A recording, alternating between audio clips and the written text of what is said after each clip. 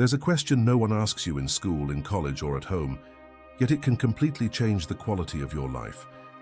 Do you know how many people carry wounds they opened themselves with their own mouths? That's not an exaggeration. Most of us have lost opportunities, relationships, inner peace, and even money, not because of what happened to us, but because of what we told, who we told it to, and when we told it. Think about it for a second. How many times did you announce a plan you never executed, partly because you spent the energy talking about it? How many times did you share something intimate and then felt that act left you more exposed than free? How many times did you tell someone about a conflict with someone close, resolved it, moved on, but the person you told never quite forgot? Those experiences have something in common, and that something isn't that the world is cruel or that people are bad.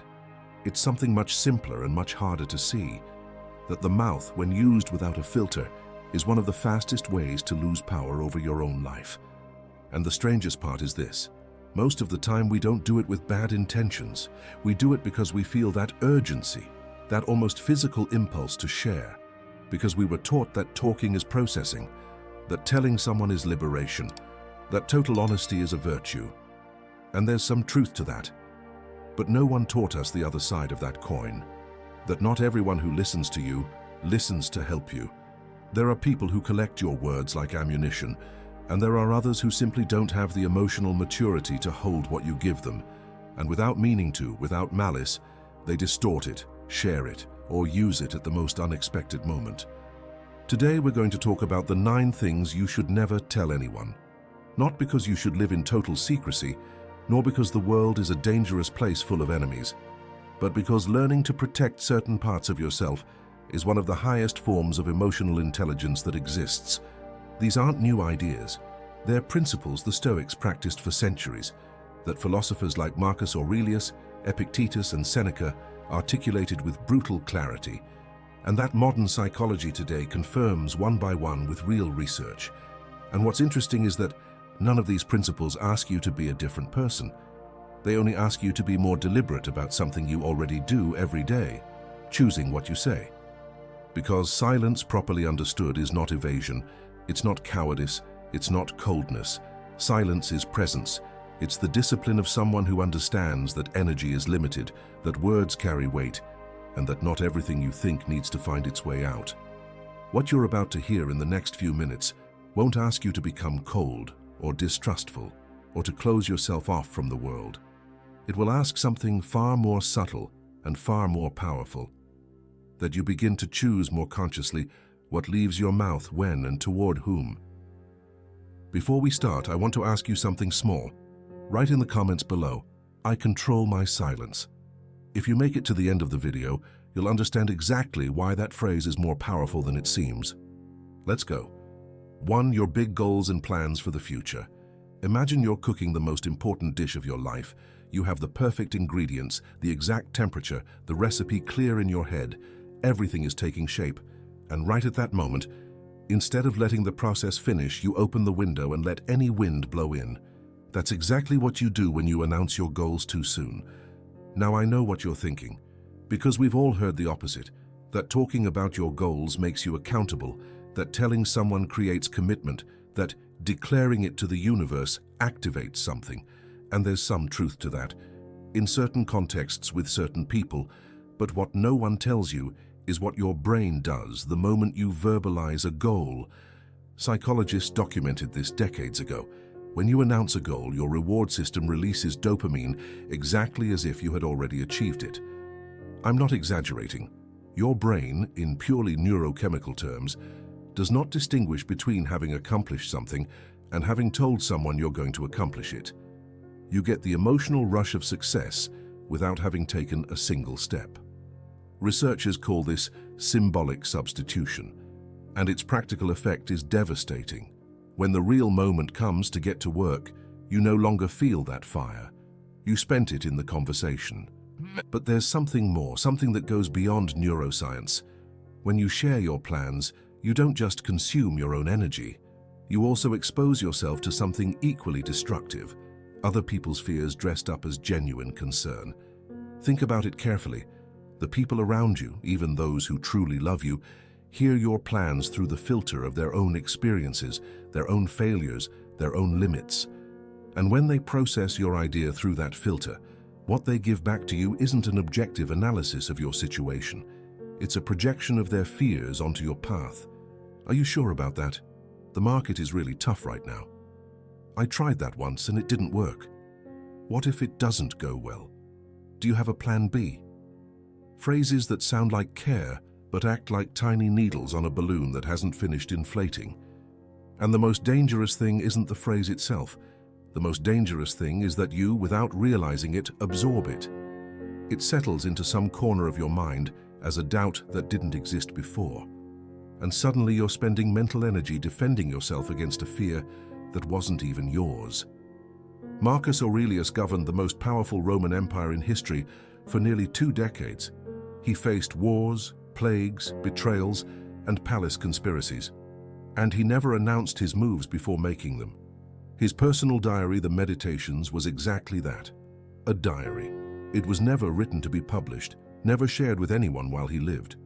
It was the place where Marcus built his character in silence, without witnesses, and without applause. And it's no coincidence. The Stoics understood something that we, in the age of social media, have completely forgotten. A goal announced too soon is lost in the echo. A goal kept in silence takes root, because dreams, big plans, projects that truly matter are much like seeds. A seed needs darkness to germinate. It needs time, pressure, and above all, it must not be seen while that process is happening. No one unearths a seed every 3 days to show it to the world. If they do, the seed dies. Not because the world is bad, but because a root exposed too soon to the light of others' judgments and expectations dries out before it has time to grow strong. Your big plan, the one that keeps you up at night, the one that excites you when you think about it in silence, needs exactly that. Silence, protection, time to incubate without spectators, work in silence, build in private. And when the results are on the table, you won't need to announce anything. The facts speak for themselves. They always do. As Marcus Aurelius said, don't waste time debating what a good person should be. Be one. Don't announce that you're going to change, and let the change speak. 2. Your good deeds and acts of generosity. Okay, I'm going to ask you something uncomfortable. I want you to be brutally honest with yourself for the next 30 seconds. Have you ever helped someone and then, in some conversation, mentioned it? Not necessarily bragging. Maybe it was in passing. Maybe it was in the context of a longer story. Maybe it was with the genuine intention of giving an example. But there it was, floating, visible. If the answer is yes, don't worry, we've all done it, myself included. The problem isn't the impulse. The problem is understanding exactly what happens the moment you tell it. Because in that precise instant, the action you did stops being generosity and becomes something else. It becomes personal marketing. It's no longer an act of virtue. It's an ego investment waiting for a return. That may sound harsh, but the Stoics were very precise about this distinction. And the reason they took it so seriously wasn't moralistic. It was practical.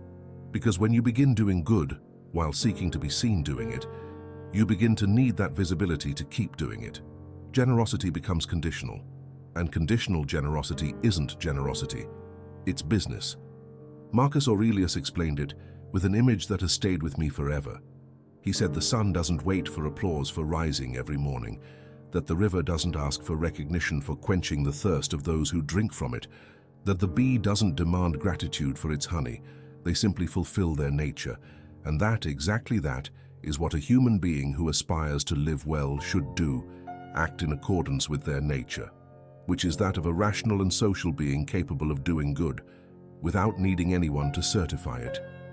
Now, there's a more subtle trap here worth naming. When you repeatedly make your virtue public, you begin to create an image of yourself that requires maintenance. You become the generous one, the good person, the one who always helps. And that image, though it seems positive, is a burden. Because now you have to sustain it. You have to act in accordance with it. And when someday, out of exhaustion, circumstance, or simply being human, you can't live up to that image, the fall is double. the disappointment in yourself, and the disappointment of others.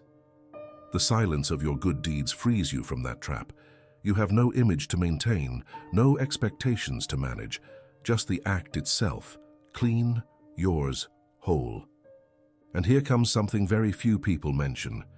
When you keep your good deeds to yourself, over time, you build something far more valuable than any recognition.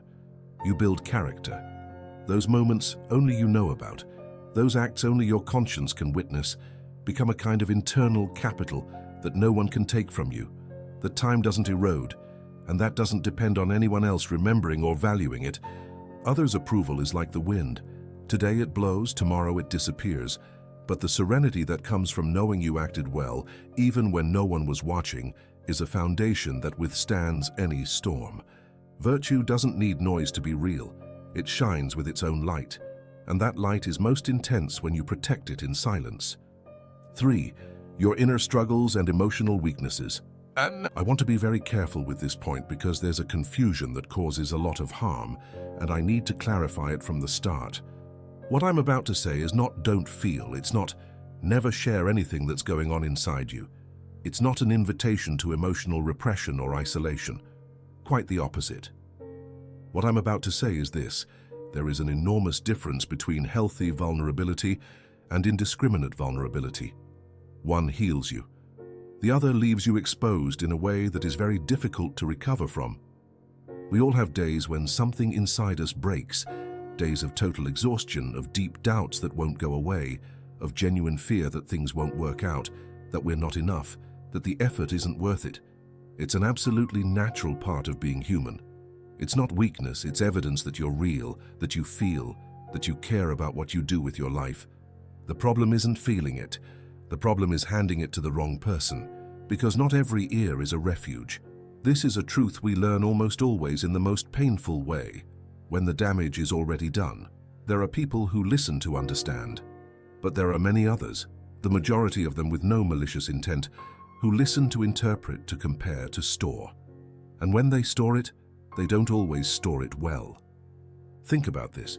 Imagine that in a moment of genuine honesty, one of those moments when you let your guard down because something inside you needs to be said, you share with a trusted person one of your deepest fears. A real intimate fear, the kind that normally isn't said out loud. And that person, weeks or months later, mentions it. Maybe in a casual conversation. Maybe in a moment of tension between you. Maybe even with good intentions trying to help you, but there it is, your fear circulating, turned into information you no longer control. What would you feel? Shame.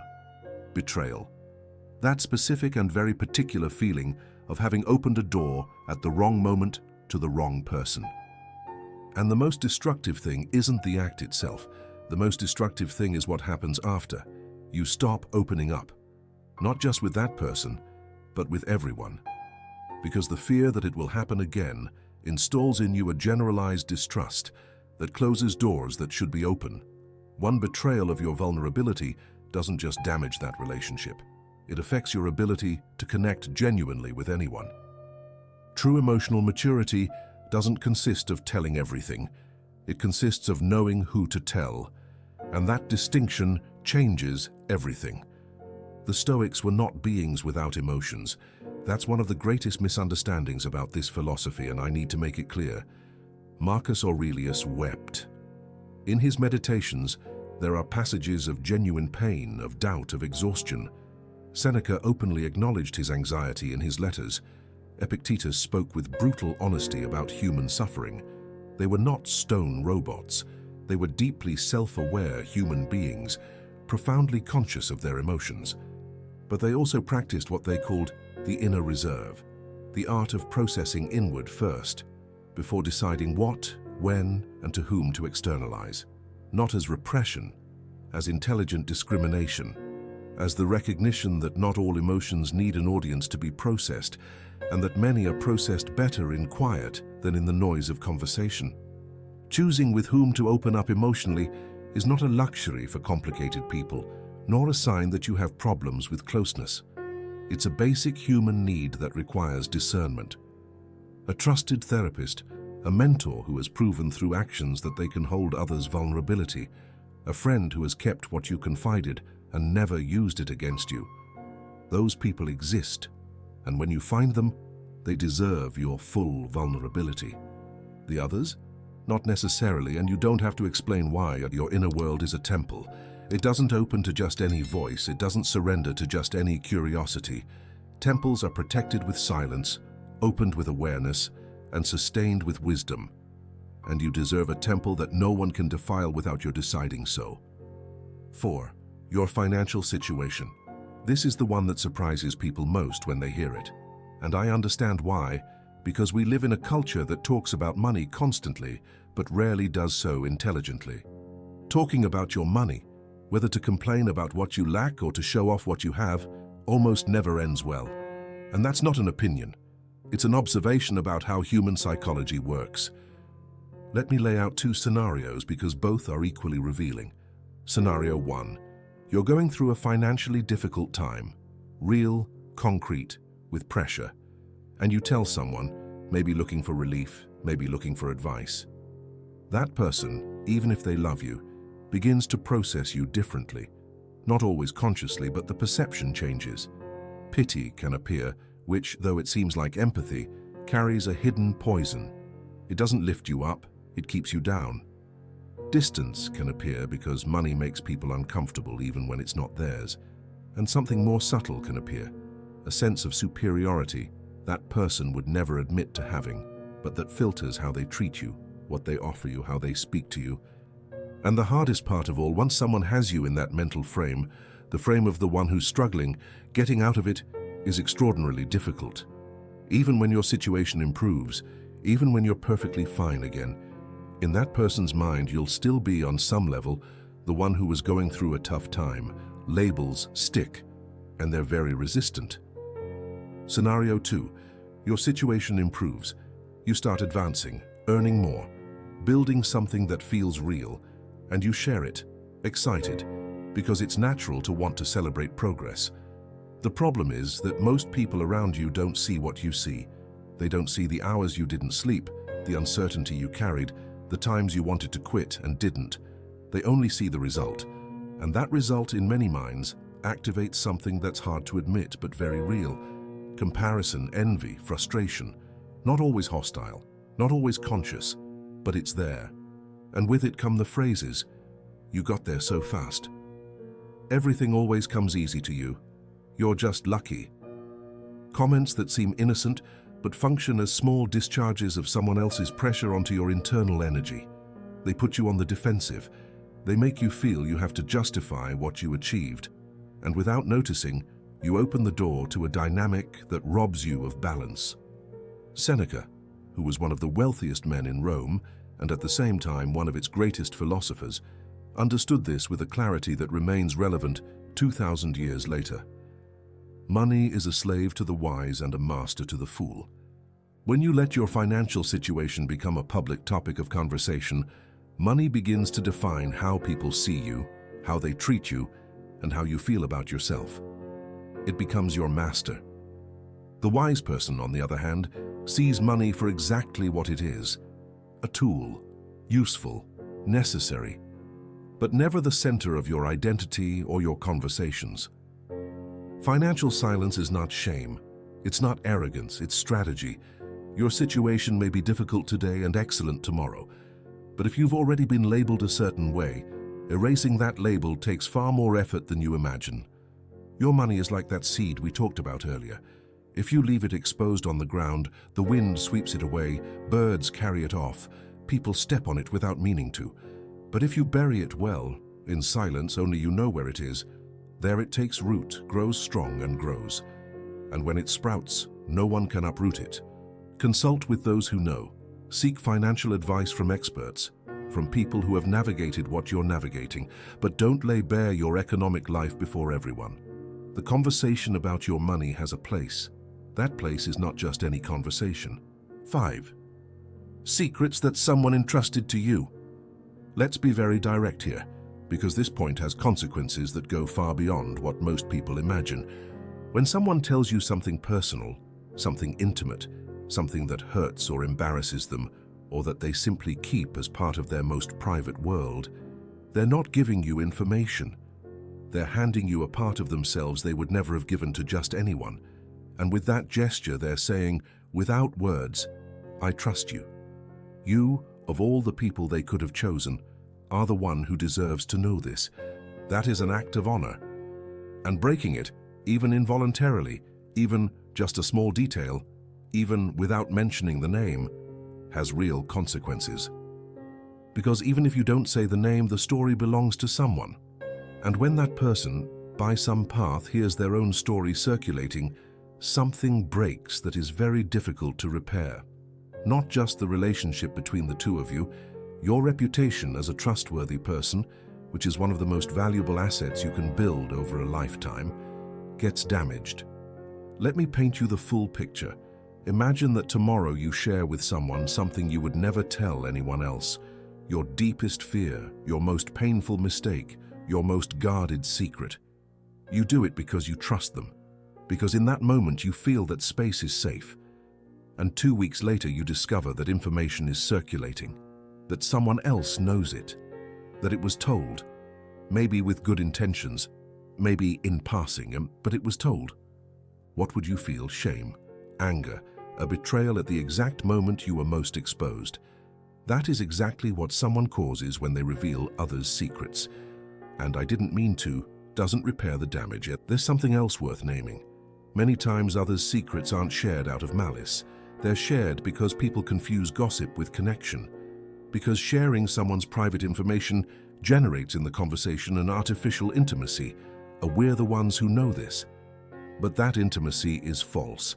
It's built on the vulnerability of someone who wasn't in the room. The Stoics had a simple but powerful rule.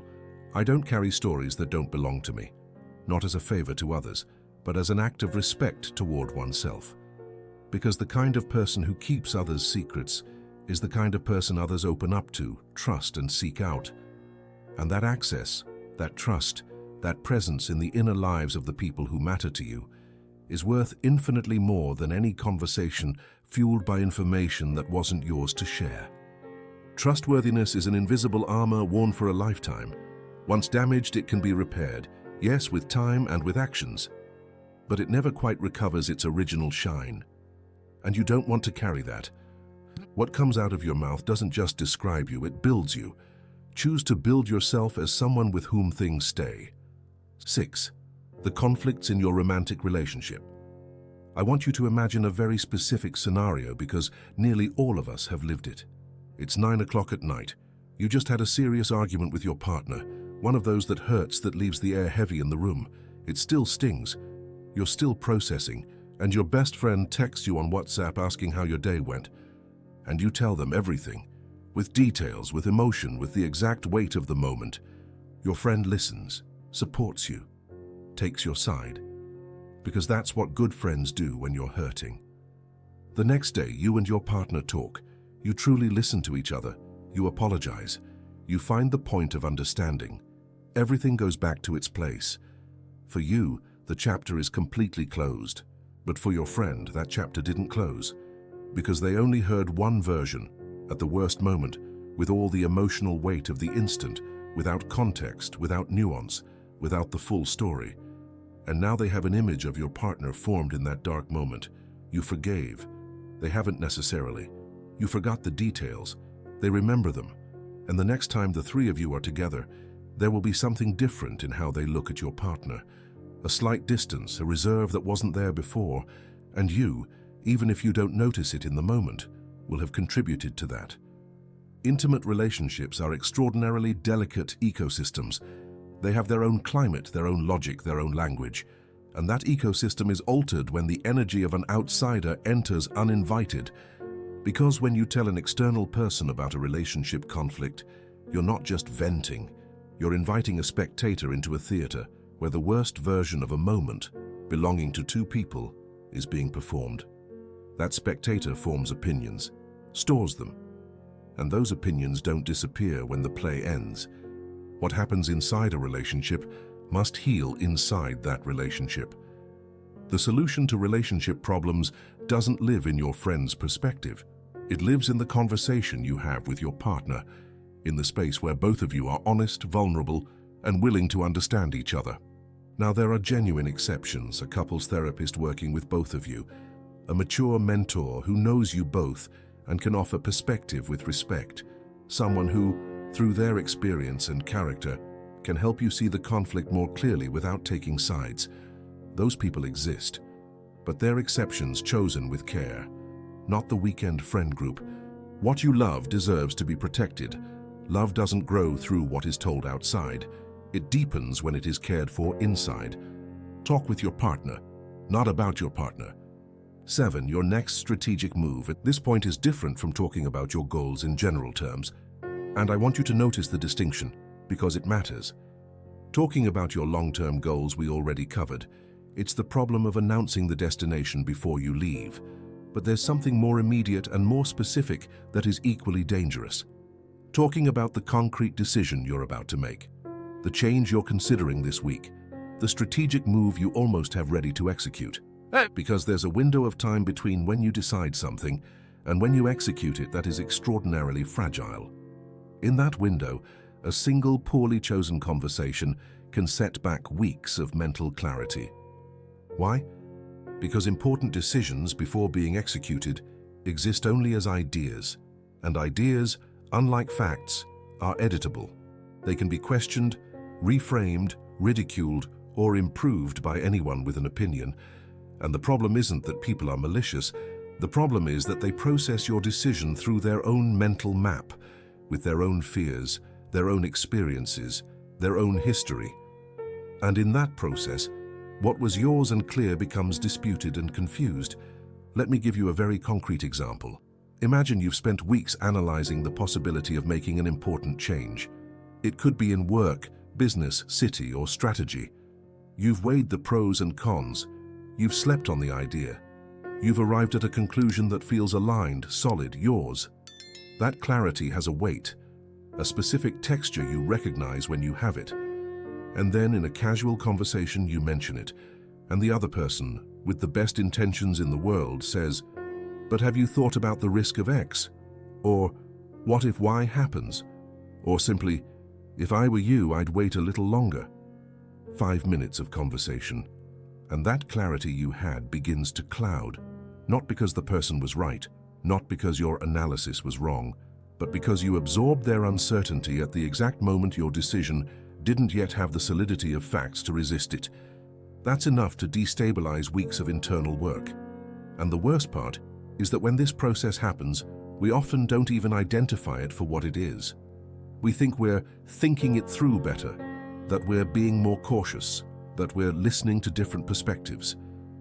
When in reality, what we're doing is letting someone else's mental map replace our own. The great strategists, those who truly change things, share a characteristic that's rarely mentioned. They move their pieces before announcing them. Not because they're arrogant, but because they understand that the effectiveness of a decision is directly related to the speed and cleanliness with which it is executed. Every person who weighs in before execution adds friction, and friction kills momentum. Epictetus said something that seems simple but carries enormous density. Don't explain your philosophy, embody it. Don't justify your decision before making it. Don't seek consensus before acting. Don't turn into debate what should be action. Your next strategic move belongs in that circle of absolute silence. Analyze it, prepare it, execute it. And when the results are on the table, when it's a fact and not an idea, then and only then does the conversation make sense. Because at that point, you can no longer be dissuaded. You can only be enriched. In the moment of action, silence is your most powerful ally. 8. Your past that you've already overcome. This is a less obvious trap, but equally destructive, and I want to handle it with care because it touches something that many people don't see until they're already caught in it. There is a fundamental difference between processing the past and living anchored to it. The first is necessary and healthy. The second is a prison we build ourselves, often without realizing it, and that we reinforce every time we tell it. Yes, I know what you're thinking, but telling what I lived through helps me process it.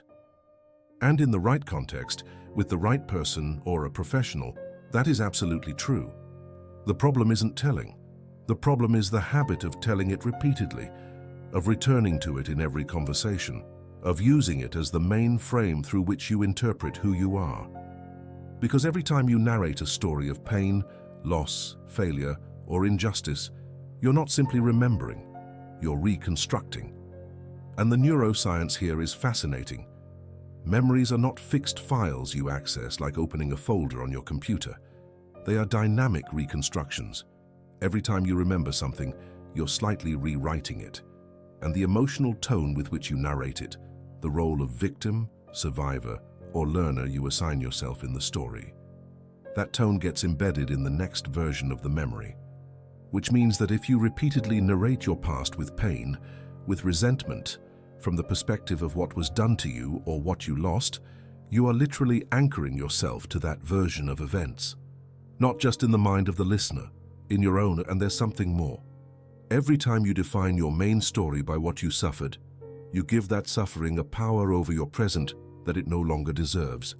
Because that already happened. It already passed. You already survived it. In fact, you're here listening to this, which means you got through it. The question isn't what happened to you. The question is who you choose to be now that you've gotten through it. Marcus Aurelius wrote in his Meditations something that seems simple until you really think about it. Don't suffer over the past or fear the future. The present is all you have. And notice, he's not saying the past doesn't matter. He's saying that living looking backward is a waste of the only thing you truly possess, the present moment and what you choose to do with it. Process what you need to process, with professional help if necessary, with a trusted confidant if you need one. The process is part of the path, but once you've processed it, release it.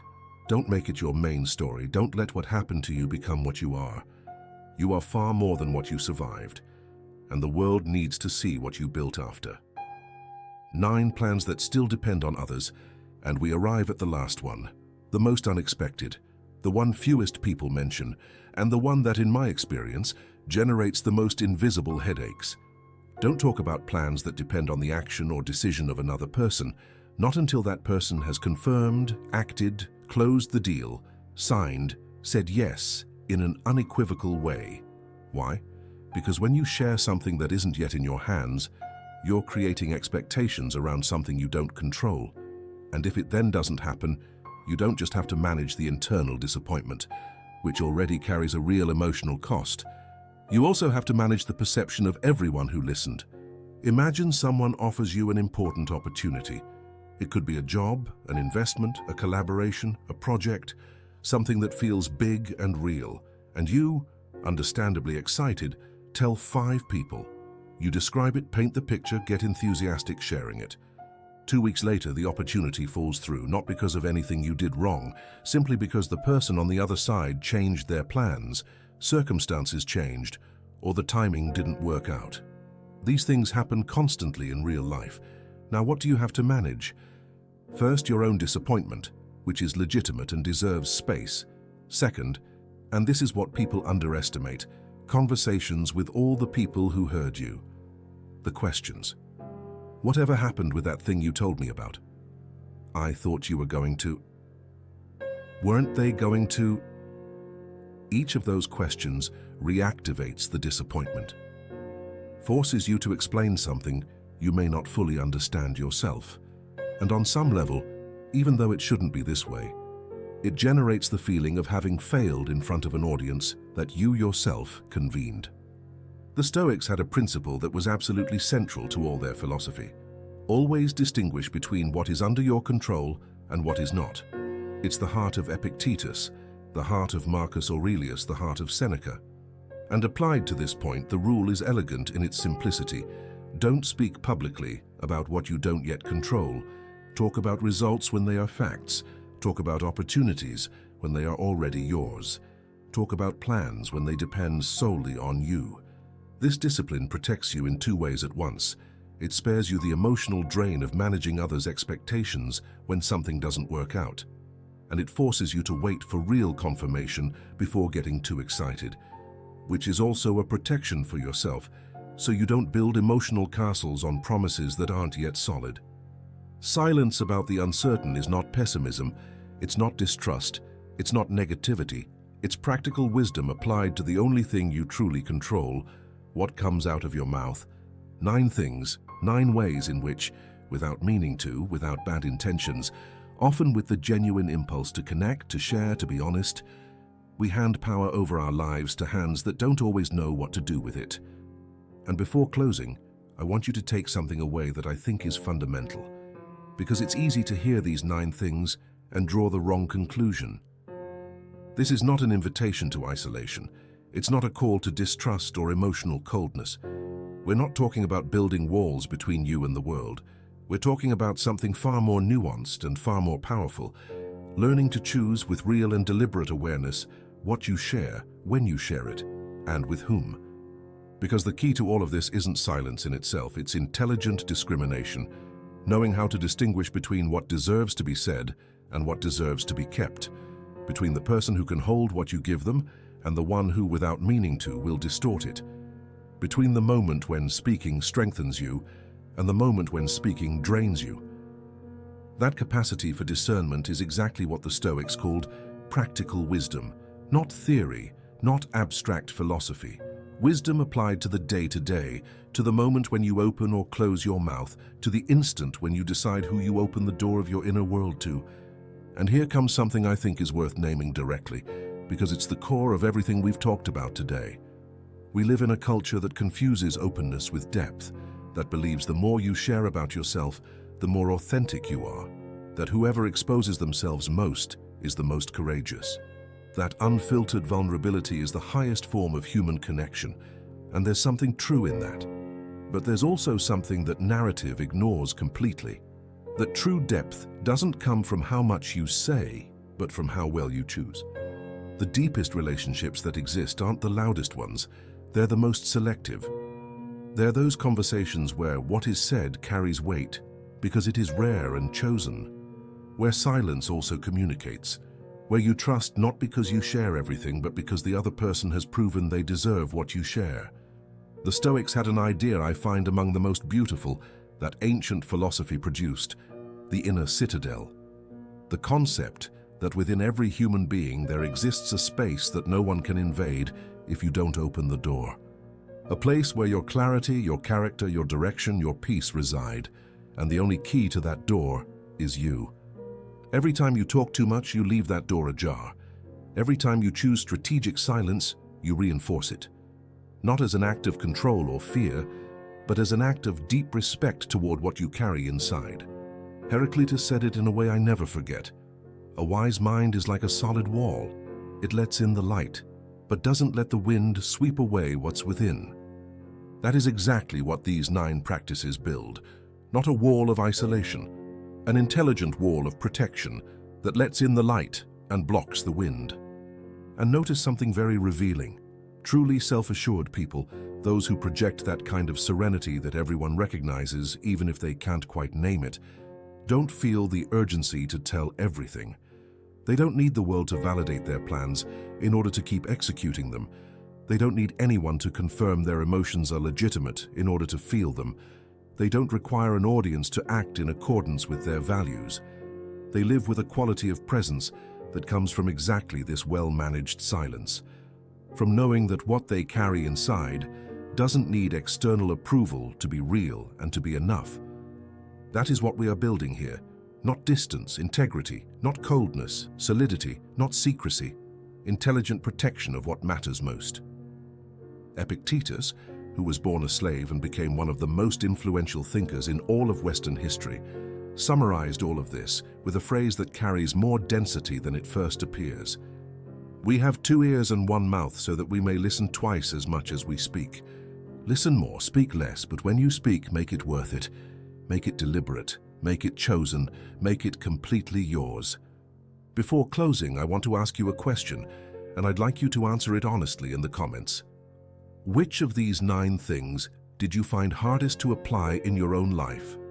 The one about plans that still depend on others? Your financial situation, keeping others' secrets? There's no right or wrong answer, but your answer tells me exactly what kind of content can help you most. And also, seeing in the comments that you're not the only one dealing with it can change your day. If you made it to the end, Write in the comments self-love. That way, I'll know you're part of this community that commits to its growth consciously and naturally. And don't leave without doing this. Hit like, subscribe to the channel and ring the bell to receive more content like this. Share this video with someone you love. Because true wealth isn't in what you have. It's in the years of health, strength, and vitality you can still gain and share. And now watch the next video right here beside you. Because if you don't watch it, everything you learned today will be worth nothing. See you there.